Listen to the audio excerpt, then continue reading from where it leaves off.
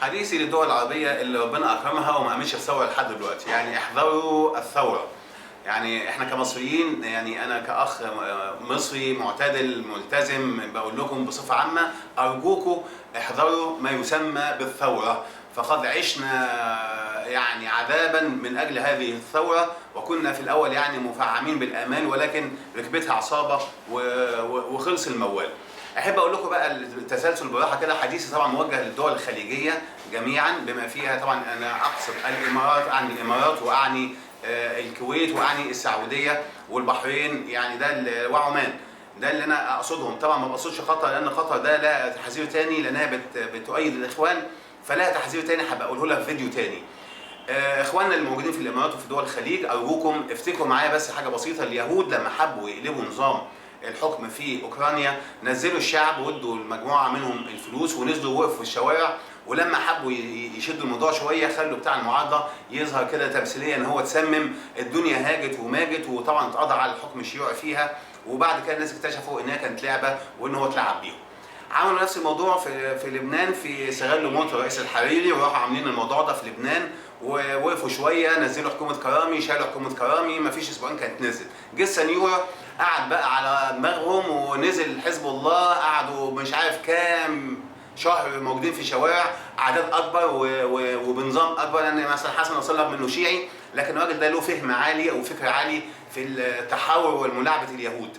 فلما دول نزلوا واسقطوا الحكومه، نزل حزب الله ووقف في الشارع شهور ولم يحرك ذلك في السنيوره شيء، كان عامل زي الاصم، ما عملش حاجه خالص. ليه؟ لان دول مش مسندين باليهود. وطبعا كنا نلاحظ ان المسندين باليهود هم الاولين كانوا نازلين بقى بانرز واحده ولبس واحد ونظام واحد، لكن بتوع حزب الله نازلين كل واحد بلبسه، فالنظام واضح ان ما فيش فيه تنظيم لكن اعداد اكبر. الموضوع ده حاولوا يعملوه، قالوا لا، فشل مع حزب الله او فشل بحسن نصر الله، فابتدوا يلعبوا لعبه ثانيه اللي هو لعبه الاسلام السياسي، وان هم يدخلوا الطامعين في الحكم، فابتدوا يشوفوا مين طمعان في الحكم. الاخوان المسلمين دول اللي طمعين في ده اللي يعملوا يبيعوا ابوهم عشان خاطر الحكم، ويبيعوا دينهم عشان خاطر الحكم. فطب خلاص، ويبيعوا وطنهم طبعا عشان خاطر الحكم. عندهم بقى فكر دلوقتي ان الوطن ده بتاع الدول الاسلاميه، مش عارف اتحاد الدول الاسلاميه والدويلات الاسلاميه، ويعني لازم هي تبقى مجموعه على بعضها الاخوانيه. خلاص راحوا متفقين مع اعتقد يعني ان هو شجعوا هذا الموضوع وزكوه، فرجت تونس حصل فيها الموضوع ده، وبعدين عرفنا ان ركبها الاخوان. جت مصر وعندنا احنا حصل موضوع ركبها الاخوان، ونتاسف على كل يوم قضيناه في حكم الاخوان للاسف. يعني حياتنا اللي كانت قبل الثوره اللي كنا طهقانين من الفساد اللي قبليها وطهقانين من حسن مبارك وطهقانين من الحكم، لا هم لعبوا بينا لعبه، وهم اللي ركبوا الموجه وهم اللي خدوها، وايامهم اسوأ من ايام اللي كانت قبل الثوره، وانا بعلنها ليكوا عشان ما تقعوش في الفخ.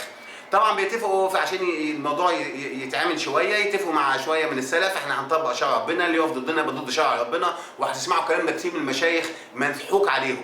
ولما يمسكوا الحكم اول ناس هيزحلقوهم هم الشيوخ دول، اول ناس هيوقعوهم هم هذه المشايخ اللي هم بيدخلوا بقوه عشان يقولوا لا ده نصره لدين الله سبحانه وتعالى، وما هو نصره لدين الله ولكنه نصره لديدن الاخوان وليس لدين الاخوان، عشان ما اقولش ان هو دين يعني. ده اللي بيحصل اليومين دول.